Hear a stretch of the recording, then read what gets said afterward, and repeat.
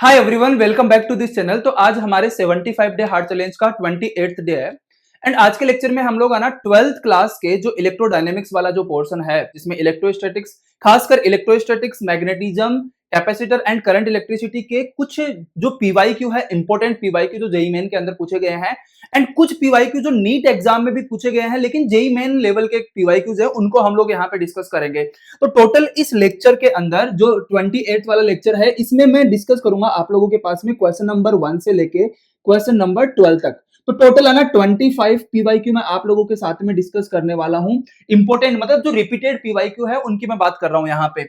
And इसके बाद में हम लोग आना नेक्स्ट लेक्चर के अंदर क्वेश्चन नंबर 13 से लेके क्वेश्चन नंबर 25 तक जो बचे हुए पीवाईक्यू हैं वो मैं डिस्कस करूंगा। एंड अगेन ये वाला जो है, जैसे इससे पहले 4 लेक्चर के अंदर मैंने मैकेनिक्स के 11th क्लास में मैकेनिक्स के 50 पीवाईक्यू आप लोगों के साथ में डिस्कस कर रहे हैं 4 लेक्चर के अंदर, जो कि रिपीटेड पीवाईक्यूज हैं। एंड उनमें भी मैंने नीट में जो बहुत इंपॉर्टेंट क्वेश्चंस पूछे गए हैं, जो जेईई मेन लेवल के क्वेश्चन है, वो भी एक दो क्वेश्चन आप लोगों को देखने मिल जाएंगे। सेम यहाँ पे भी आप लोगों को ये जो 25 पीवाईक्यू है इलेक्ट्रोडायनेमिक्स वाले, जिसमें मोस्टली क्वेश्चन जो है ना वो electrostatic, capacitor and current electricity के रहेंगे। मैग्नेटिज्म के भी कुछ क्वेश्चंस आप लोगों को यहाँ पे देखने को मिलेंगे। काफी इंपॉर्टेंट रिपीटेड क्वेश्चंस है, मैं आप लोगों को बोलूंगा, आप लोगों को ये क्वेश्चंस करना चाहिए। ओके, तो जनरली इस टाइप के क्वेश्चन जो है ना वो जेईई मेन एंड नीट के अंदर है ना बहुत बार पूछे जाते हैं। एंड अगर आप जेईई मेन के पीवाईक्यू देखोगे तो आपको ऑलमोस्ट हर साल ये वाला क्वेश्चन मिल जाएगा। तो यहाँ पे इस क्वेश्चन में हमें क्या करना है, ये सर्किट हमें दिया गया है, रेजिस्टेंस है, बैटरी है एंड ये कैपेसिटर है। हमें इस कैपेसिटर के ऊपर चार्ज बताना है स्टेडी स्टेट कंडीशन में। तो सबसे पहले आपको यहाँ पे क्वेश्चन की रिक्वायरमेंट समझना है। एंड रिक्वायरमेंट क्या है कि हमें कैपेसिटर के ऊपर चार्ज चाहिए। कैपेसिटर के ऊपर चार्ज कब आता है, जब उसके अक्रॉस पोटेंशियल डिफरेंस होता है। तो अगर हमारे पास में कोई कैपेसिटर है, जैसे मान लो यहाँ पे एक कैपेसिटर है C एंड इसके अक्रॉस पोटेंशियल डिफरेंस भी है, तो इसके ऊपर चार्ज हम लोग Q is equal to CV लिख सकते हैं। तो यहाँ पे ये वाला जो कैपेसिटर है, इसके अक्रॉस पोटेंशियल यहाँ पे हमें VA चाहिए एंड यहाँ पे हमें VB चाहिए। अब आपको पता होगा कि कैपेसिटर जो है वो स्टेडी स्टेट के ऊपर एक ओपन सर्किट की तरह बिहेव करता है। मतलब यहाँ पे अगर मुझे इस कैपेसिटर के ऊपर चार्ज बताना है, तो मैं इसको ना सर्किट से ऐसे बाहर निकाल के यहाँ पे लिखूंगा VA एंड यहाँ पे लिखूंगा VB एंड ये C है। तो मुझे VA एंड VB की वैल्यू निकालनी है। एंड इस सर्किट से हम लोग यहाँ पे इस कैपेसिटर को रिमूव कर सकते हैं। तो मतलब इधर हमें सर्किट से कोई मतलब नहीं है। अब ध्यान से देखो, इस सर्किट के अंदर हमारे पास में 4 रेजिस्टेंस है, 1 2 3 4। ये वाले सीरीज के अंदर है, ये वाले भी सीरीज के अंदर है। तो देखो यहाँ पे 10 वोल्ट की बैटरी लगी हुई है, ये 10 वोल्ट की बैटरी इनके अक्रॉस लगी हुई है। तो यहाँ पे ये 10 ओम रेजिस्टेंस हो जाएगा पूरा। तो यहाँ से करंट कितनी फ्लो करेगी, I1 is equal to 10 divided by 10, that is 1 ampere current flow करेगी। एंड यहाँ से कितनी करंट फ्लो करेगी, I2 is equal to 10 divided by ये टोटल चार्ज कितना है 3, 10/3 एम्पियर करंट फ्लो करेगी। अब मुझे है ना यहाँ का पोटेंशियल मैं 0 मान लेता हूँ, यहाँ का पोटेंशियल मैं मान लूंगा 10। तो यहाँ का पोटेंशियल भी कितना हो जाएगा 10, यहाँ का 0 हो जाएगा। अब देखो इसमें कितनी करंट 1 एम्पियर करंट जा रही है।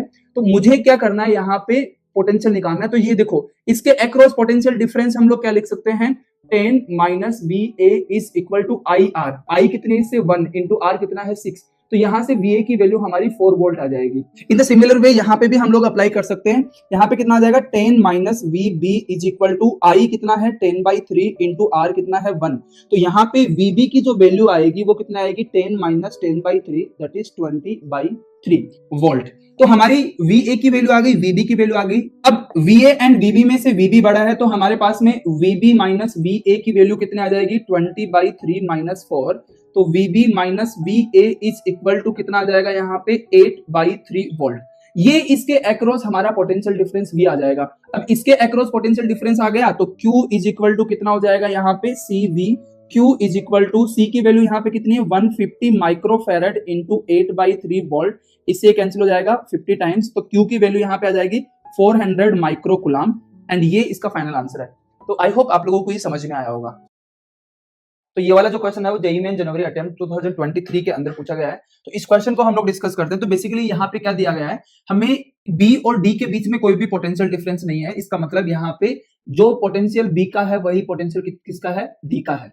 एंड यहाँ पे हमें कुछ रेजिस्टेंस यहाँ पे इस तरीके से दिए गए हैं। एंड यहाँ पे 2 अननोन रेजिस्टेंस है X और X। हमें X की वैल्यू यहाँ पे फाइंड आउट करनी है। एंड X की वैल्यू यहाँ पे 1/n ओम है, तो हमें यहाँ पे n की वैल्यू बतानी है कि n की वैल्यू क्या होगी। अब ध्यान से देखो, अगर आप लोगों को ये देख के कुछ आइडिया लग रहा होगा कि अगर मैं इन दोनों का रिजल्टेंट यहाँ पे ले लूं, इन दोनों का रिजल्टेंट कितना हो जाएगा यहाँ पे इन दोनों का 6 इंटू 3 डिवाइडेड बाई यहाँ पे कितना हो जाएगा 6 प्लस 3, तो ये आ जाएगा 2 ओम। अगर ये एक रेजिस्टेंस बन जाएगा, ये दोनों कितना रेजिस्टेंस बन जाएंगे, यहाँ पे ये दोनों हो जाएगा 3 ओम, ये कितना हो गया 2 ओम। ये यहाँ पे ऐसे ही एक और रेजिस्टेंस बन जाएगा, तो ये एक व्हीटस्टोन ब्रिज टाइप कुछ बन रहा है। एंड देखो व्हीटस्टोन ब्रिज में क्या होता है कि यहाँ पे जो रेजिस्टेंस होता है उस रेजिस्टेंस में कोई भी करंट फ्लो नहीं करती। कोई भी करंट फ्लो नहीं करने का मतलब ये है कि यहाँ पे कोई भी पोटेंशियल डिफरेंस नहीं होता। इसका मतलब यहाँ पे अगर कोई भी पोटेंशियल डिफरेंस नहीं है तो ये एक बैलेंस्ड व्हीटस्टोन ब्रिज होना चाहिए। बैलेंस्ड व्हीटस्टोन ब्रिज जो होता है उसकी क्या कंडीशन होता है कि इन दोनों जो यहाँ पे रेजिस्टेंस है उनका रेशियो इन दोनों के रेशियो के इक्वल होता है। तो यहाँ पे देखो ये कितना है 2, ये कितना है 3, ये कितना है x। अब इन दोनों का देखो ये दोनों पैरेलल में है, तो इन दोनों का कितना लिख देंगे हम लोग 1 into x divided by 1 plus x, इस तरीके से लिख सकते हैं। That is x divided by 1 plus x. जब पैरेलल में होते हैं तो हम लोग पैरेलल में R इक्विवेलेंट कितना लिखते हैं R1 R2 divided by R1 plus R2। Okay, अब देखो यहाँ पे कितना है 2, ये कितना है 3, तो 2 बाई 3 इज इक्वल टू ये कितना हो जाएगा x by 1 plus x divided by ये कितना है यहाँ पे x। अब क्रॉस मल्टीप्लाई करेंगे तो ये इससे मल्टीप्लाई होगा, तो कितना आ जाएगा 2x is equal to 3x divided by 1 plus X. यहाँ पे x से x कैंसिल हो जाएगा, यहाँ पे 2 plus 2x is equal to कितना आ जाएगा 3। एंड यहाँ पे हमारे पास में तो यहाँ पे 2x is equal to 3 minus 2 that is 1 and x is equal to कितना आ जाएगा 1/2। तो इस तरीके से हमारा यहाँ पे x की वैल्यू कितनी आ रही है 1/2 आ रही है। एंड इसको कंपेयर करें 1/n से तो हमारा n का कितना वैल्यू आ गया यहाँ पे 2। तो ये एक बहुत इंपॉर्टेंट कॉन्सेप्ट थी, आई होप आप लोगों को ये समझ में आया होगा। ठीक है, तो ये वाला जो क्वेश्चन है वो करंट वाले चैप्टर में 2024 अप्रैल वाले अटेम्प्ट में पूछा गया है। तो इस क्वेश्चन में बेसिकली हमें क्या दिया कि यहाँ पे एक डायग्राम दिया हुआ है एंड हर एक रेजिस्टेंस का जो वैल्यू है वो यहाँ पे R है। हमें A एंड B के बीच में यहाँ पे इक्विवेलेंट वैल्यू बतानी है कि इक्विवेलेंट वैल्यू क्या होगी। देखो जब भी इस टाइप का क्वेश्चन आता है जहां पे आप लोगों को सिमेट्री नजर आती है, जैसे अगर मैं यहाँ पे एक वर्टिकल लाइन बनाऊं, ओके, जैसे मैं यहाँ पे अगर एक वर्टिकल ऐसे लाइन बनाऊं तो इस वर्टिकल लाइन के अबाउट यहाँ पे इधर जो सर्किट है एंड इधर जो सर्किट है दोनों एक दूसरे की मिरर इमेज है। तो इस टाइप के जो भी क्वेश्चंस होते हैं ना उनको हम लोग सिमेट्री वाले मेथड से किया जाता है। सिमेट्री वाले मेथड में क्या होता है कि हम लोग यहाँ पे एक लाइन बनाते हैं एंड इस लाइन के अबाउट इधर एंड इधर एकदम सिमेट्री है यहाँ पे रेजिस्टेंस की, तो हम लोग यहाँ पे क्या कंसीडर करते हैं कि इस लाइन के ऊपर जितने भी पॉइंट्स है सबका पोटेंशियल क्या है यहाँ पे सेम। जैसे यहाँ का पोटेंशियल अगर मैं मान लेता हूं V, तो यहाँ का भी कितना है V एंड यहाँ का भी कितना है V, ये सारे पॉइंट का पोटेंशियल सेम है। तो अगर इस रेजिस्टेंस को देखा जाए तो इस रेजिस्टेंस के अक्रॉस यहाँ पे पोटेंशियल डिफरेंस कितना है 0, मतलब इस रेजिस्टेंस से कोई भी करंट नहीं फ्लो करेगी। अगर इस रेजिस्टेंस से कोई भी करंट फ्लो नहीं करेगी तो हम लोग इसको सर्किट से हटा सकते हैं। सेम यहाँ पे ये वाला रेजिस्टेंस देख सकते हैं, यहाँ पे इसके अक्रॉस भी पोटेंशियल डिफरेंस कितना है 0, तो यहाँ पे इसमें से भी कोई करंट फ्लो नहीं करेगी तो इसको भी हम लोग यहाँ पे सर्किट से हटा सकते हैं। अगर हम लोग यहाँ पे इनको सर्किट से हटा दें कुछ इस तरीके से, तो यहाँ पे देखो हमारे पास में ये वाला डायग्राम हमारे पास में बचता है। फिर इस डायग्राम में क्या है, ये दोनों किसके अंदर है, ये दोनों यहाँ पे पैरेलल सीरीज के अंदर है, तो इनका कितना हो जाएगा, इनका हो जाएगा 2R। ये दोनों किसके अंदर है, यहाँ पे ये दोनों सीरीज के अंदर है तो इनका भी 2R हो जाएगा एंड ये दोनों सीरीज में तो इनका भी कितना हो जाएगा 2R। तो यहाँ पे ये 2R एंड ये 2R ये किसमें है, पैरेलल के अंदर है। तो अगर ये पैरेलल के अंदर है तो इन सबका अगर मिला दिया जाए तो इन सबका R इक्विवेलेंट आएगा 2R by n and n की वैल्यू यहाँ पे कितनी है 3, तो ये आ जाएगा 2R बाई 3, ये हमारे पास में आ जाएगा। अब ध्यान से देखो इन तीनों का जो रिजल्टेंट है 2R बाई 3, ये वाला रेजिस्टेंस एंड ये वाला रेजिस्टेंस, ये सारे किसमें है, सीरीज के अंदर है। तो हम लोग यहाँ पे इस सर्किट को फिर से यहाँ पे रिड्रॉ कर सकते हैं। हमने इस सर्किट को रिड्यूस कर लिया, तो ये वाला पॉइंट कितना है A है, ये वाला पॉइंट कितना है B, ये वाला रेजिस्टेंस R है एंड ये वाला रेजिस्टेंस कितना हो जाएगा यहाँ पे 2R बाई 3 एंड ये कितना है R। अब यहाँ पे R AB इक्विवेलेंट इन दोनों के बीच में कितना हो जाएगा R plus 2R by 3 plus R, तो ये कितना हो जाएगा 2R plus 2R by 3 and यहाँ पे 3 हम लोग यहाँ पे क्या ले लेंगे एलसीएम, तो ये कितना हो जाएगा 6R plus 2R that is 8R by 3। तो हमारा यहाँ पे कौन सा ऑप्शन करेक्ट हो जाएगा, सी ऑप्शन करेक्ट हो जाएगा। तो इस टाइप के जो क्वेश्चंस आते हैं एग्जाम के अंदर उनको सिमेट्री वाले मेथड से बहुत ही इजी तरीके से सोल्व किया जा सकता है। ये वाला जो क्वेश्चन है वो जेईई में 2024 अप्रैल अटेम्प्ट में पूछा गया है। करंट इलेक्ट्रिसिटी वाले चैप्टर का ये क्वेश्चन है। अगर आप जेईई या नीट एग्जाम की तैयारी कर रहे हैं एंड इस टाइप के क्वेश्चंस आपको करना नहीं आता तो इस वीडियो को आप लोग ध्यान से देखना। तो बेसिकली इस क्वेश्चन में हमें क्या बताना है, the equivalent resistance between A and B. यहाँ पे ए और बी के बीच में हमें इक्विवेलेंट रेजिस्टेंस बताना है। ये डायग्राम थोड़ा सा कॉम्प्लिकेटेड लग रहा है देखने में, लेकिन आप लोग ध्यान से देखना इस टाइप के जो भी क्वेश्चंस होते हैं उनको किस तरीके से सोल्व करना है। सबसे पहले यहाँ पे देखो एक वायर है एंड यहाँ पे ये वायर थोड़ा सा उठा हुआ है, इसका मतलब यहाँ पे ये है कि ये वाला जो वायर है ये इसको टच नहीं कर रहा है, ये आप लोगों को पता होगा। तो एक काम करते हैं कि जैसे मान लेते हैं कि यहाँ का पोटेंशियल ये वाला पॉइंट हमारा ए हो गया, इसका पोटेंशियल बी ए मान लेते हैं, ये वाला पॉइंट बी हो गया, इस वाले पॉइंट को x मानेंगे तो ये वाला पॉइंट भी हमारा क्या हो जाएगा x। पॉइंट एक्स होने का मतलब है अगर यहाँ का पोटेंशियल Vx है तो यहाँ का पोटेंशियल भी कितना होगा, Vx होगा। या इस वाले पॉइंट को y मान लेता हूं, ये वाला पॉइंट भी क्या हो जाएगा, y। तो बेसिकली हमारे पास में पोटेंशियल के 4 पॉइंट हो गए। तो जब भी आपको इस टाइप का क्वेश्चन करना है तो आपको क्या करना है कि यहाँ पे 2 पॉइंट बनाने हैं, ये बनाया A एंड ये बनाया B। यहाँ पे आप लोग बना लेंगे x एंड यहाँ पे आप लोग बना लेंगे y। बहुत इजी क्वेश्चन है, ध्यान से देखना। तो अब यहाँ पे देखो, ये वाला जो रेजिस्टेंस है ये दोनों सीरीज के अंदर है, ये कितना है 15, मतलब इनका जो इक्विवेलेंट कितना है 15। यहाँ पे इनका भी कितना है 15 एंड यहाँ पे इनका भी कितना है 15। ओके, अब ध्यान से देखो ये किसके बीच में है, ये 15 जो ओम है वो x एंड y के बीच में है, ये वाला 15 भी x एंड y के बीच में है एंड ये वाला 15 भी किसके बीच में है, x एंड y के बीच में है। इसका मतलब x एंड y के बीच में यहाँ पे 15 ओम रेजिस्टेंस है। इसका मतलब हम लोग बोल सकते हैं कि ये वाला 15 ओम, ये वाला 15 ओम, ये वाला 15 ओम, सारे के सारे किसमें है, पैरेलल के अंदर है। तो हम लोग यहाँ पे इस डायग्राम को कुछ ऐसा बना सकते हैं, ये हो गया 15, एक और यहाँ पे कुछ ऐसा बना देंगे, ये भी 15 हो गया एंड यहाँ पे कुछ ऐसा बना देंगे, ये भी क्या हो गया 15। ओके, तो ये 15, ये 15, ये 15, ये तीनों किसमें हो गए, पैरेलल के अंदर हो गए। ध्यान से देखना, अब बहुत आसान है। ये वाला जो 8 ओम रेजिस्टेंस है ये B और Y के बीच में है, तो B और Y के बीच में यहाँ पे ये वाला रेजिस्टेंस हम लोग बना देंगे कुछ इस तरीके से, 8 ओम हो जाएगा। एंड ये वाला X एंड A के बीच में है, तो ये वाला कुछ ऐसा बना देंगे हम लोग यहाँ पे कुछ, और ये कितना हो जाएगा 6 ओम यहाँ पे हो जाएगा। अब ध्यान से देखो, ये तीनों के तीनों किसमें है, पैरेलल के अंदर है, तो इनका इक्विवेलेंट जो आएगा वो आएगा, और तीनों इक्वल है तो ये आ जाएगा 15/3 दैट इज 5 ओम। ये आ जाएगा इनका इक्विवेलेंट 5 ओम। अब देखो ये वाला 5 ओम एंड ये 8 ओम, ये सारे के सारे किसके अंदर है, सीरीज के अंदर है। तो A और B के बीच में जो R इक्विवेलेंट आएगा वो कितना आएगा, 6 + 5 + 8, तो ये कितना आ जाएगा यहाँ पे 19 ओम। एंड हमारा कौन सा ऑप्शन हो जाएगा, यहाँ पे सी ऑप्शन करेक्ट हो जाएगा। तो आप लोग इस तरीके से इस टाइप के क्वेश्चन को बहुत इजीली सॉल्व कर सकते हैं। तो जेई मेंस के अंदर है ना, ऐसे वाले क्वेश्चंस बहुत पूछे जाते हैं कैपेसिटर वाले चैप्टर के अंदर। तो हमारे सामने ये वाला क्वेश्चन है जहां पे हमें क्या करना है कि ये जो अरेंजमेंट दिया गया है इसका सी इक्विवेलेंट हमें निकालना है। तो बेसिकली यहाँ पे 4 प्लेट हैं, A B C D, B and D plate को एक कंडक्टिंग वायर से कनेक्ट कर दिया गया है एंड हमें ए और सी के बीच में क्या बताना है, यहाँ पे सी इक्विवेलेंट बताना है। तो ध्यान से देखना इस टाइप के क्वेश्चंस को किस तरीके से सोल्व किया जाता है, क्योंकि इस टाइप के क्वेश्चंस जनरली एग्जाम के अंदर पूछे जाते हैं। तो सबसे पहली बात, तो जिन दो प्लेट के बीच में आप लोगों को इक्विवेलेंट निकालना है ना, मान लेते हैं कि वो दोनों एक बैटरी से कनेक्टेड है एंड उस बैटरी का वोल्टेज कितना है V। तो अगर मैं इस वाले यहाँ पे मैं V वोल्टेज मानूंगा तो ये कितना हो जाएगा 0। ओके, एंड ये दोनों जिस वोल्टेज से कनेक्टेड है इसको मैंने कितना मान लिया x, मतलब मान लेते हैं कि यहाँ का पोटेंशियल कितना है x, तो B का पोटेंशियल x होगा एंड D का पोटेंशियल भी कितना होगा x, C का पोटेंशियल कितना हो गया 0 एंड A का पोटेंशियल कितना हो गया यहाँ पे V। तो अब देखो यहाँ पे हमें ये बताना है कि ये जो प्लेट्स हैं ये आपस में किस तरीके से अरेंज्ड हैं। तो ध्यान से समझना, हमें क्या करना है कि यहाँ पे 3 पॉइंट बनाने हैं, एक पॉइंट V है, दूसरा पॉइंट यहाँ पे 0 है एंड तीसरा पॉइंट यहाँ पे कहीं पे बना लो x। ओके, ध्यान से समझना अभी। तो ये V और X के बीच में यहाँ पे कितना कैपेसिटर है, एक कैपेसिटर है, क्योंकि ये दोनों प्लेट मिलकर एक कैपेसिटर बनाएंगी। तो हम लोग यहाँ पे एक कैपेसिटर कनेक्ट कर देंगे कुछ इस तरीके से। फिर ये वाला B C, ये वाला किसके बीच में है, X और 0 के बीच में, तो X और 0 के बीच में हम लोग एक कैपेसिटर लगा देंगे। फिर यहाँ पे ये किसके बीच में है, ये 0 और X के बीच में, तो X और 0 के बीच में यहाँ पे एक और कैपेसिटर लगा हुआ है कुछ इस तरीके से। ओके, अब इनकी वैल्यू लिख लेते हैं। देखो ध्यान से, यहाँ पे इनके बीच की डिस्टेंस D है, सबके बीच की डिस्टेंस कितनी है D। क्वेश्चन के अंदर इसकी लेंथ कितनी दी गई है, 2 दी गई है एंड यहाँ पे इसकी विड्थ कितनी दी गई है, 3/2 दी गई है। तो इसका एरिया, ये जो भी प्लेट आप लोगों को दिख रही है, इन प्लेट्स का जो एरिया आएगा वो कितना आ जाएगा, LB दैट इज 3/2 × 2, तो A इज इक्वल टू कितना आ जाएगा 3 सेंटीमीटर स्क्वायर। ये एरिया हम लोग आगे यूज करने वाले हैं। तो अब ध्यान से देखो, इन प्लेट्स का एरिया भी सेम है, बीच की डिस्टेंस भी सेम है, तो हर एक कैपेसिटर है उसकी वैल्यू कितनी हो जाएगी, यहाँ पे C हो जाएगी। हर एक कैपेसिटर की वैल्यू कितनी हो जाएगी C।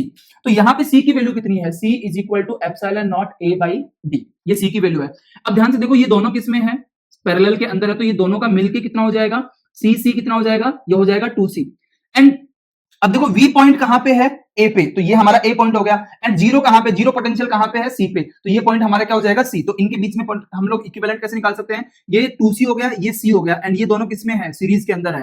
तो हम लोग यहाँ पे जब सीरीज के अंदर कैपेसिटर्स होते हैं तो कितना होता है, C1 C2 divided by C1 + C2, तो यहाँ पे 2C × C divided by 3C, C से C कैंसिल हो जाएगा, 2/3 एंड C की वैल्यू यहाँ पे कितनी है, एप्सिलॉन नॉट A/D, तो यहाँ पे कितना आ जाएगा 2 epsilon not A/3D into A की वैल्यू यहाँ पे कितनी आ रही है 3 से 3 कैंसिल हो जाएगा, 2 एप्सिलॉन नॉट बाई D, ये हमारा आंसर आ रहा है। एंड इसको इसके साथ हम लोग कंपेयर करें तो x की वैल्यू कितनी आ रही है, x की वैल्यू आ रही है 2।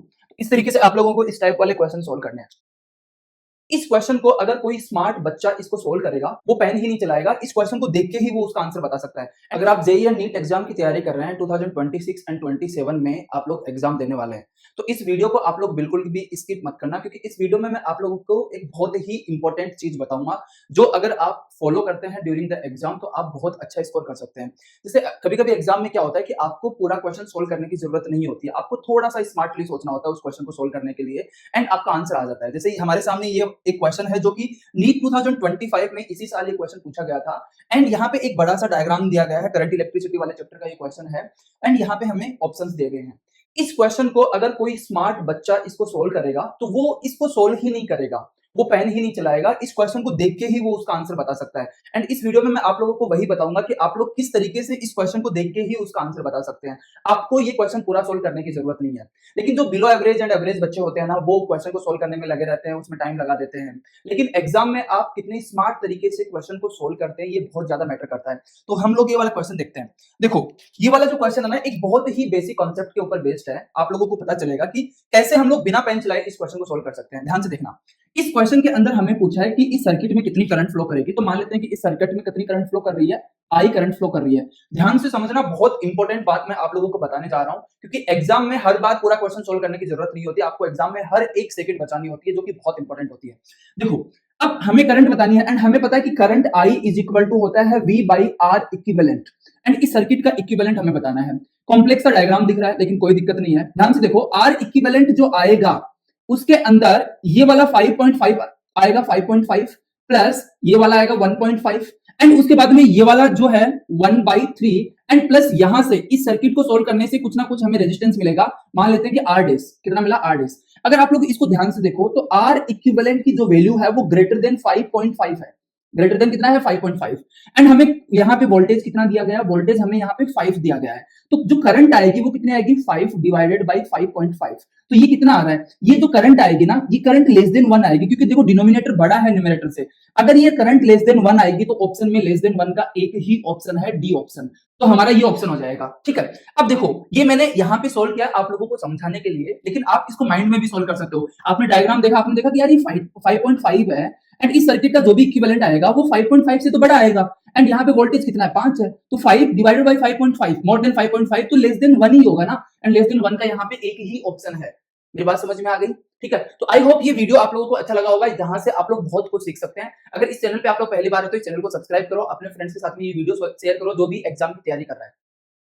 तो इस वीडियो में हम लोग बात करेंगे इस टाइप के क्वेश्चंस के बारे में जो इलेक्ट्रोस्टैटिक वाले चैप्टर में पूछे जाते हैं। तो बेसिकली इस टाइप के क्वेश्चंस में यहाँ पे क्या होता है कि यहाँ पे हमारे पास में दो चार्ज पार्टिकल है, plus Q and plus Q, and in दोनों के मिड पॉइंट पे एक प्लस क्यू नॉट चार्ज रख दिया एंड यहाँ पे ये बताना है कि ये जो क्यू नॉट चार्ज पार्टिकल है ना, ये कैसे एसएसएम करेगा, इस वर्टिकल लाइन पे एसएसएम करेगा या फिर हॉरिजॉन्टल लाइन पे एसएसएम करेगा। तो सबसे पहले तो आप लोगों को पता होना चाहिए कि कोई भी पार्टिकल जो होता है ना, वो एसएसएम तब करता है जब उसको मीन पोजीशन से स्लाइटली डिस्प्लेस कर दिया जाए एंड उसके वापस मीन पोजीशन की तरफ आने की टेंडेंसी रहती है। या हम लोग बोले कि जब कोई पार्टिकल स्टेबल इक्विलिब्रियम के अंदर रहता है तब वो क्या करता है, एसएसएम परफॉर्म कर सकता है। तो यहाँ पे हम लोग किस तरीके से चेक करेंगे कि ये वाला जो पार्टिकल है ये एसएसएम करेगा या नहीं करेगा। हम लोग क्या करेंगे, इसको स्लाइटली डिस्प्लेस करेंगे। अगर ये मीन पोजीशन की तरफ वापस आने की टेंडेंसी रखता है तो एसएसएम करेगा, अगर मीन पोजीशन से दूर की तरफ भाग जाता है स्लाइटली डिस्प्लेस करने पे तो ये एसएसएम नहीं करेगा। मीन पोजीशन क्या है, वो पॉइंट जहां पे उसके ऊपर नेट फोर्स 0 है।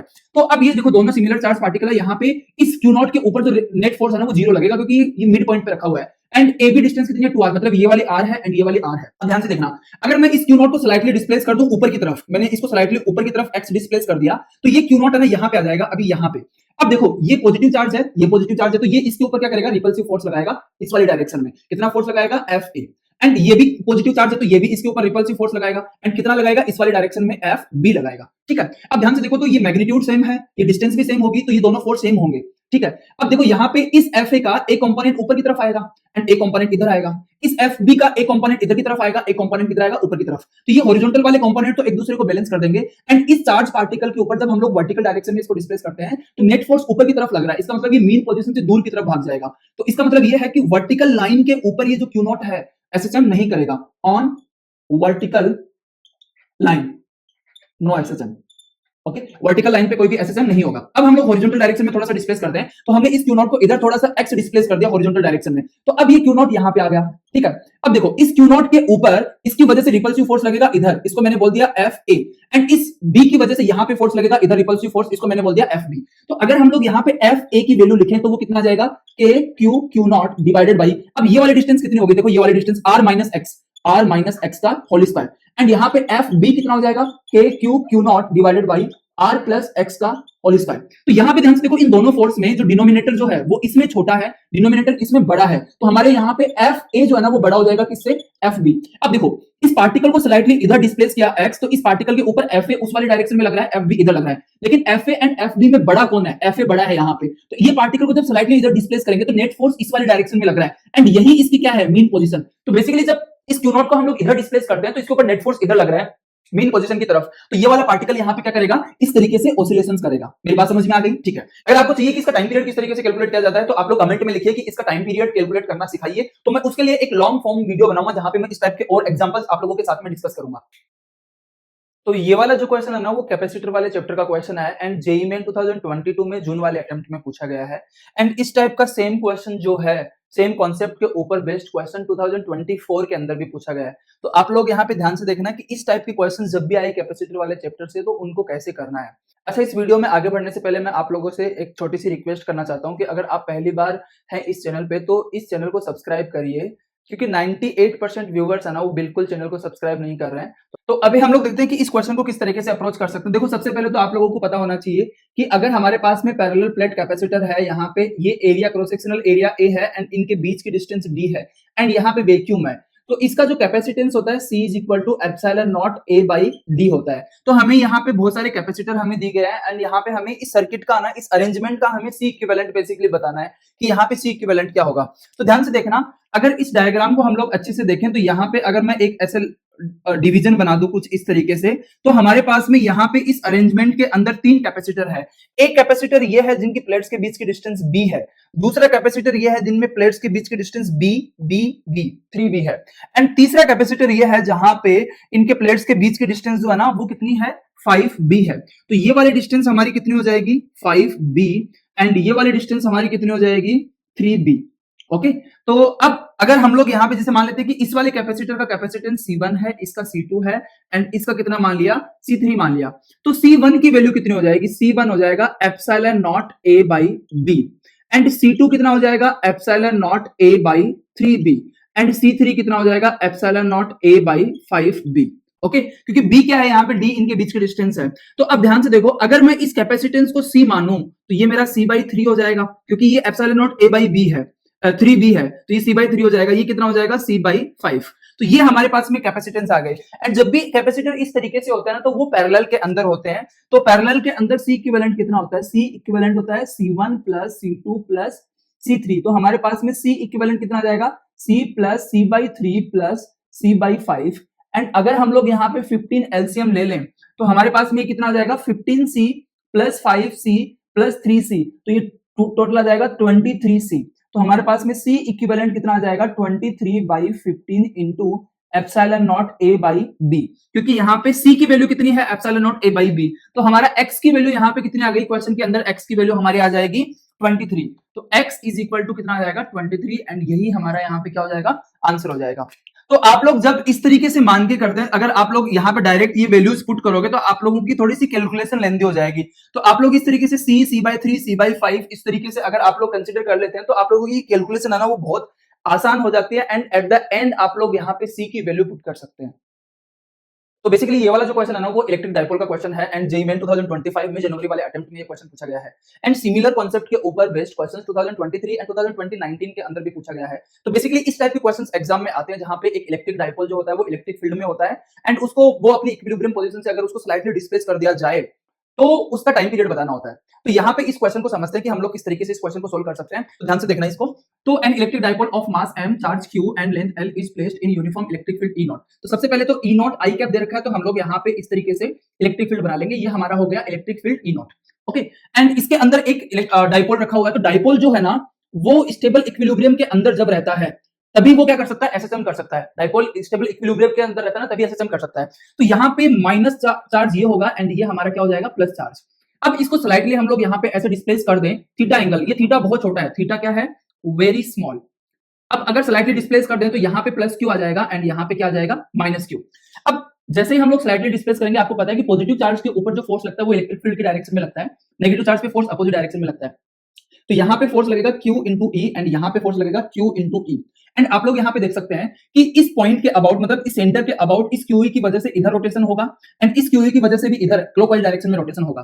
तो बेसिकली हम लोग यहाँ पे इन दोनों फोर्स की वजह से टॉर्क लिख सकते हैं एंड वो दोनों टॉर्क जो है ना वो सेम डायरेक्शन में आएंगे। तो हम लोग यहाँ पे क्या लिखेंगे, tau is equal to QE into r perpendicular and into 2 and r perpendicular ये वाली डिस्टेंस है, ओके, ये वाली डिस्टेंस। तो ये टोटल लेंथ कितनी है, L है, तो ये वाली डिस्टेंस यहाँ पे कितनी हो जाएगी, ये वाली डिस्टेंस हो जाएगी L/2, ओके। तो ये L/2 है तो ये आ जाएगा L/2 sin थीटा। तो यहाँ पे आर परपेंडिकुलर की जो वैल्यू आ गई वो आ जाएगी L/2 sin थीटा। तो हम लोग लिखेंगे tau is equal to QE into L/2 sine theta है, थीटा बहुत छोटा है तो इसको साइन, जब थीटा बहुत छोटा है तो साइन थीटा को ऑलमोस्ट हम लोग थीटा लिख सकते हैं, तो आ जाएगा L/2 थीटा इंटू 2 एंड यहाँ पे नेगेटिव साइन आएगा। नेगेटिव साइन क्यों आएगा, क्योंकि हम लोग डिस्प्लेस यहाँ पे इस वाले एंटी क्लॉकवाइज डायरेक्शन में कर रहे हैं लेकिन टॉर्क अपोजिट डायरेक्शन में है। तो हम लोग इस टॉर्क को लिख सकते हैं I alpha is equal to minus QE, 2 से 2 कैंसिल हो जाएगा, L into theta and I क्या है, मोमेंट ऑफ इनर्शिया। इस पॉइंट के अबाउट इन दोनों का मोमेंट ऑफ इनर्शिया कितना हो जाएगा, तो यहाँ पे हम लोग लिख देंगे moment of inertia is equal to ml square by 4 into 2 क्यों किया, क्योंकि दो मास है यहाँ पे, एक मास ये है एंड दूसरा मास यहाँ पे ये वाला है, ओके। तो इस पॉइंट के अबाउट देखो ये वाला डिस्टेंस L/2 है, तो L/2 का होल स्क्वायर करेंगे तो L स्क्वायर बाई 4 बन जाएगा, इससे कैंसिल हो जाएगा, तो आ जाएगा ml स्क्वायर बाई 2। तो फर्दर ये वैल्यू यहाँ पे पुट करेंगे तो ml square by 2 into alpha is equal to minus QEL theta, L से L कैंसिल हो जाएगा and alpha is equal to आ जाएगा minus 2QE by ml theta and इसको कंपेयर करें alpha is equal to minus omega square theta से, तो हमारी ओमेगा की वैल्यू जो यहाँ पे आ रही है वो आ रही है root 2QE by ml and time period हो जाएगा 2 पाई बाई ओमेगा, तो t is equal to 2 pi root ml by 2QE, okay. ये हमारा आंसर आ जाएगा। तो यहाँ पे कौन सा ऑप्शन हमारा मैच हो रहा है, 2 पाई ml बाई 2QE, हमारा बी ऑप्शन जो है ना वो करेक्ट हो जाएगा। तो इस वीडियो के अंदर हम लोग ये वाला क्वेश्चन डिस्कस करते हैं जो जेईई मेन 2022 में जुलाई वाले अटेम्प्ट में पूछा गया है एंड बेसिकली इस टाइप की कॉन्सेप्ट के ऊपर जेईई मेन में भी क्वेश्चन पूछे जाते हैं, नीट के अंदर भी क्वेश्चन पूछे जाते हैं। तो नीट के बच्चों को भी ये वाला वीडियो है ना वो लास्ट तक देखना चाहिए एंड सेम टाइप का क्वेश्चन 2022 एंड 2023 में जेईई मेन के अंदर पूछा गया है एंड नीट में भी पूछा गया है। तो सबसे पहले हम लोग यहाँ पे इस क्वेश्चन को समझेंगे, उसके बाद में इसको सोल्व करेंगे। तो यहाँ पे बेसिकली क्या है, दो प्लेट है एंड प्लेट की जो लेंथ है वो 1 मीटर दी गई है एंड यहाँ पे पॉजिटिव चार्ज है, ये नीचे वाली प्लेट पे नेगेटिव चार्ज है एंड यहाँ पे इस रीजन के अंदर एक इलेक्ट्रॉन एंटर करता है, उसका मास कितना है m एंड उसका चार्ज कितना है e एंड इलेक्ट्रॉन की जो वेलोसिटी है वो कितनी है, 2 मीटर पर सेकंड वेलोसिटी है, ठीक है। अब ये इलेक्ट्रॉन यहाँ पे एंटर करता है एंड ये जो इलेक्ट्रॉन है वो कुछ इस तरीके से यहाँ पे बाहर निकलता है एंड बोला है कि ये हॉरिजॉन्टल जब बाहर निकलता है तो हॉरिजॉन्टल के साथ में जो एंगल बनाता है वो एंगल कितना है, थीटा। तो हमें ये थीटा बताना है कि थीटा की वैल्यू क्या होगी। तो यहाँ पे देखो सबसे पहले इस क्वेश्चन के लिए आप लोगों को जो ग्रेविटेशनल फील्ड है ना उसको नेग्लेक्ट करना है, अगर क्वेश्चन में नहीं दिया गया है या फिर क्वेश्चन में लिख के देता है कि ग्रेविटेशनल फील्ड को नेग्लेक्ट करना है क्योंकि वो बहुत ही वीक फोर्स होता है। तो ध्यान से देखना, अगर हम लोग यहाँ पे देखें तो ये पॉजिटिव चार्ज की प्लेट है, ये नेगेटिव चार्ज की प्लेट है, तो इनके बीच में जो इलेक्ट्रिक फील्ड होता है वो कुछ नीचे की तरफ होता है, कुछ इस तरीके से इलेक्ट्रिक फील्ड जो होता है ना वो नीचे की तरफ होगा, पॉजिटिव से नेगेटिव की तरफ। तो बेसिकली ये जो चार्ज पार्टिकल यहाँ पे है, इस चार्ज पार्टिकल के ऊपर एक नेगेटिव चार्ज पार्टिकल है, तो इलेक्ट्रिक फील्ड की वजह से अपोजिट डायरेक्शन में फोर्स लगेगा, मतलब यहाँ पे इस पे फोर्स लगेगा F is equal to E into e and इस फोर्स की वजह से इस चार्ज पार्टिकल के ऊपर जो ऊपर की तरफ आना एक एक्सेलरेशन आएगा and initial velocity horizontal direction में कितनी है, 2 मीटर पर second and initial velocity in y direction कितनी है, 0। y डायरेक्शन में इसके पास में कोई भी इनिशियल वेलोसिटी नहीं है, लेकिन y डायरेक्शन में इसके पास में एक्सेलरेशन है एंड ये एक्सेलरेशन कितना है, e by m, force by mass and e by m into 8m by e, m से m कैंसिल हो जाएगा एंड यहाँ पे एक्सेलरेशन y डायरेक्शन का कितना आ रहा है, 8 मीटर पर सेकंड स्क्वायर, ठीक है। तो यहाँ पे 8 मीटर पर सेकंड स्क्वायर इसका एक्सेलरेशन आ गया y डायरेक्शन में। x डायरेक्शन का एक्सेलरेशन कितना है, x डायरेक्शन का एक्सेलरेशन कितना है, 0। x डायरेक्शन में कोई भी एक्सेलरेशन नहीं है। अब ध्यान से समझना, मान लेते हैं कि जब ये इलेक्ट्रॉन यहां से बाहर निकलता है तो x डायरेक्शन में इसकी वेलोसिटी vx है एंड y डायरेक्शन में इसकी वेलोसिटी कितनी है, vy। अब ध्यान से देखो, x डायरेक्शन में एक्सेलरेशन 0 है, इसका मतलब x डायरेक्शन की जो वेलोसिटी है वो कांस्टेंट रहेगी एंड ये वाली कितनी लेंथ है, 1 मीटर लेंथ है। मतलब अगर t इज इक्वल टू 0 पे पार्टिकल यहां पे एंटर करता है तो t टाइम में मान लेते हैं कि पार्टिकल यहां पे बाहर निकलता है x डायरेक्शन में, तो ये t की वैल्यू निकाल सकते हैं x डायरेक्शन की distance divided by x direction की वेलोसिटी, क्योंकि यहां पे कोई भी एक्सेलरेशन नहीं है, तो 1 डिवाइडेड बाय 2, तो ये 1/2 सेकंड आ जाएगा एंड इतने ही टाइम में इस पार्टिकल ने y डायरेक्शन में कितनी वेलोसिटी अचीव कर ली, vy अचीव कर ली। तो हम लोग यहां पे लिख सकते हैं vy is equal to u y plus a y t. U y क्या है? y डायरेक्शन की इनिशियल वेलोसिटी कितनी है? 0, क्योंकि ये हॉरिजॉन्टल डायरेक्शन में एंटर करता है इस फील्ड के अंदर। तो यहाँ पे ए वाई कितना है? ए वाई हमारे पास में है 8 इंटू 1/2, तो ये कितना आ जाएगा? 4 मीटर पर सेकेंड। ठीक है, अब यहाँ पे ध्यान से देखो ये वेलोसिटी डायग्राम। अगर ये वेलोसिटी डायग्राम अगर आप लोग ध्यान से देखोगे तो इसका x कंपोनेंट कितना है? vx2 है, इसका y कंपोनेंट कितना है? 4, एंड ये एंगल कितना है? थीटा। तो यहाँ पे हम लोग tan theta is equal to लिख सकते हैं vy by vx that is 4/2। तो कितना आ जाएगा? 2। तो थीटा इज इक्वल टू आ जाएगा tan इनवर्स, एंड यहाँ पे कितना आ जाएगा? 2। And this is the final answer of this problem. ये वाला जो क्वेश्चन है वो करंट इलेक्ट्रिसिटी वाले चैप्टर में जेईई मेन 2022 के अंदर पूछा गया है, एंड ये एक बहुत ही इंपॉर्टेंट कॉन्सेप्ट के ऊपर बेस्ड क्वेश्चन है। तो इस वीडियो को आप लोग लास्ट तक देखना, आपको बहुत कुछ सीखने को मिलेगा। तो बेसिकली इस क्वेश्चन में हमें क्या करना है कि ये यहाँ पे हमें रेजिस्टेंस दिए गए हैं, एंड सारे के सारे रेजिस्टेंस जो है ना उनकी value R is equal to कितनी है? 1 ओम है। तो हमें ये करंट बतानी है कि करंट कितनी होगी, एंड करंट की वैल्यू यहाँ पे दी गई है, तो हमें बेसिकली ए की वैल्यू बतानी है। पोटेंशियल यहाँ पे हमें कितना दिया गया है? ये 3 वोल्ट पोटेंशियल यहाँ पे है। अब ध्यान से देखना, देखो ये सारे के सारे रेजिस्टेंस है ना यहाँ पे सेम है। इसका मतलब अगर मैं बोलूं जैसे ये वाला रेजिस्टेंस 1 ओम है, तो यहाँ पे ये वाले भी 1 ओम है।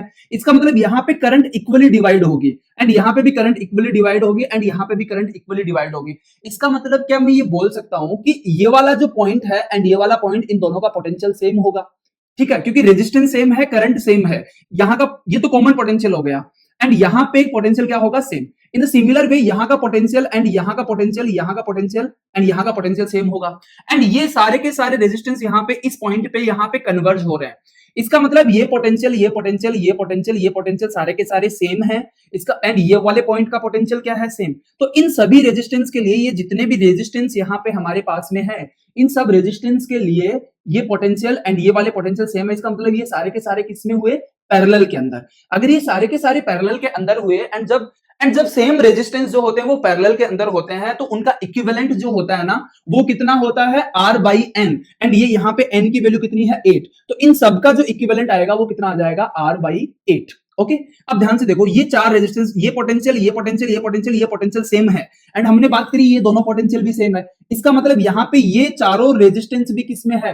पैरेलल के अंदर है। तो इनका इक्विवेलेंट कितना हो जाएगा? R by 4। एंड यहाँ पे इन दो रेजिस्टेंस की अगर बात करें तो ये पोटेंशियल एंड ये पोटेंशियल दोनों सेम है, एंड ये कॉमन पॉइंट है। तो इसका मतलब ये दोनों भी किस में है? पैरेलल के अंदर है। तो इनका कितना हो जाएगा? R बाई 2, एंड ये कितना है? R, एंड R की वैल्यू कितनी दे रखी है? 1 ओम। तो अगर इस डायग्राम को हम लोग यहाँ पे सही तरीके से बनाएं तो कुछ ऐसा बना सकते हैं, ये वाला एक R रेजिस्टेंस है, ये वाला R बाई 2 है, ये वाला R बाई 4 है, एंड ये वाला हमारे पास कितना है? R बाई 8, एंड ये सारे के सारे सीरीज में है। एंड कितने वोल्ट की बैटरी से कनेक्टेड है? ये 3 वोल्ट की बैटरी से कनेक्टेड है। एंड अब हम लोग यहाँ पे आराम से क्या बता सकते हैं? करंट बता सकते हैं कि करंट कितनी फ्लो कर रही है? I। तो हमारा R इक्विवेलेंट यहाँ पे कितना आ जाएगा? R equivalent is equal to 1/2 plus 1/4 plus 1/8 plus 1। इसको अगर आप लोग सोल्व करने जाओगे तो R इक्विवेलेंट की जो वैल्यू आएगी वो कितनी आएगी? वो आएगी 15/8 ओम। ये आ गई R इक्विवेलेंट की वैल्यू। अब करंट क्या है? Current I is equal to V by R equivalent, V by R equivalent, यहां पे V कितना है? 3 डिवाइडेड बाई R इक्विवेलेंट 15/8, 8 ऊपर आ जाएगा यहाँ पे। तो इसको क्या लिख सकते हैं हम लोग? 8/5, एंड इसको कंपेयर कर लेंगे A/5 से, तो हमारे पास में A की वैल्यू कितनी आ जाएगी यहाँ पे? 8।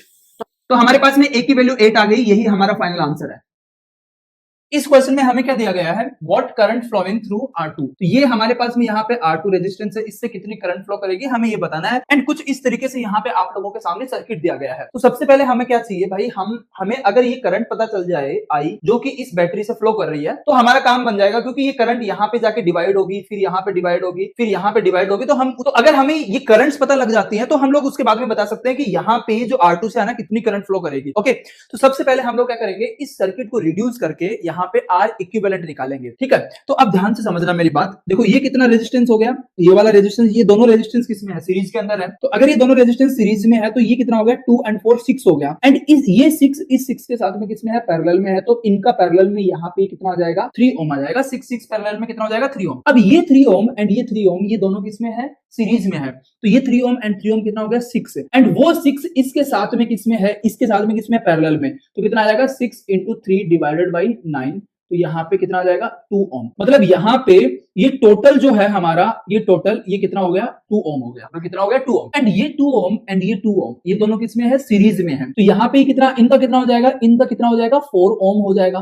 ध्यान से समझना, इनका कितना हो जाएगा 4 ओम। एंड ये 4 ओम मतलब ये पूरा सर्किट जो है ना, ये पूरा सर्किट ये 4 ओम है। एंड ये 4 ओम इसके साथ में किसमें है, पैरेलल में है। अगर पैरेलल में है तो इस सर्किट का R इक्विवेलेंट कितना आ जाएगा, 4 into 4 डिवाइडेड बाई 8, ये इससे 2 टाइम्स, मतलब कितना आ जाएगा 2 ओम। इस सर्किट का R इक्विवेलेंट 2 ओम आ जाएगा। एंड R इक्विवेलेंट 2 ओम आ गया तो ये करंट हमारी आ जाएगी I is equal to 8 divided by 2 that is 4 ampere. कितनी आ जाएगी 4 एम्पियर। अब ध्यान से समझना, मतलब यहां से सर्किट में कितनी करंट फ्लो कर रही है, 4 एम्पियर करंट फ्लो कर रही है। ये 4 एम्पियर करंट यहाँ पे आके दो पार्ट में बढ़ जाएगी, एक इस 4 ओम में जाएगी। एंड जैसे मैंने बताया ये पूरा का पूरा 4 ओम है, मतलब ये करंट जो 4 एम्पियर है, इधर 4 ओम रेजिस्टेंस है, ये भी पूरा 4 ओम है, तो 2 एम्पियर इधर चली जाएगी एंड 2 एम्पियर इधर चली जाएगी। मेरी बात समझ में आ गई। अब ये 2 एम्पियर यहां पे आके फिर से डिवाइड हो जाएगी। कैसे डिवाइड होगी, ध्यान से देखना। इधर इधर कितना है 3 ओम रेजिस्टेंस है। एंड जैसा मैंने बताया ये टोटल कितना है, ये 6 ओम है। देखो ये 3 है एंड ये 3 है, ये 6 हो गया। तो ये 6 ओम रेजिस्टेंस है, इन दोनों को मिला के 6 ओम रेजिस्टेंस, ये 3 ओम। मतलब ये करंट जो यहाँ पे डिवाइड होगी, कुछ पार्ट इधर जाएगा, मान लेते हैं I1, एंड कुछ पार्ट इधर जाएगा, मान लेते हैं कितना I2। हम I1 की वैल्यू निकाल सकते हैं क्योंकि ये वाला पोर्शन एंड ये दोनों किसमें है, पैरेलल के अंदर है। तो I1 को हम लोग सिंपली यहाँ पे क्या लिख सकते हैं, 3 डिवाइडेड बाई 9 इंटू 2। तो यहाँ पे कितना आ जाएगा 3, I1 की वैल्यू आ जाएगी 2/3 एम्पियर। मतलब ये है कि यहाँ पे करंट हमारी कितनी फ्लो करके जा रही है, इस वाले में 2/3 एम्पियर करंट फ्लो करके जा रही है। अब देखो ये वाली 2/3 एम्पियर करंट है, ये यहाँ पे आके फिर से डिवाइड होगी। अब देखो इधर 6 ओम है एंड जैसे मैंने बताया ये 4 एंड 2, ये भी तो 6 ओम है। इसका मतलब ये 2/3 में से 1/3 एम्पियर इधर जाएगी एंड 1/3 एम्पियर इधर जाएगी। एंड ये 1/3 एम्पियर करंट जो है वही किससे जा रही है, R2 रेजिस्टेंस से।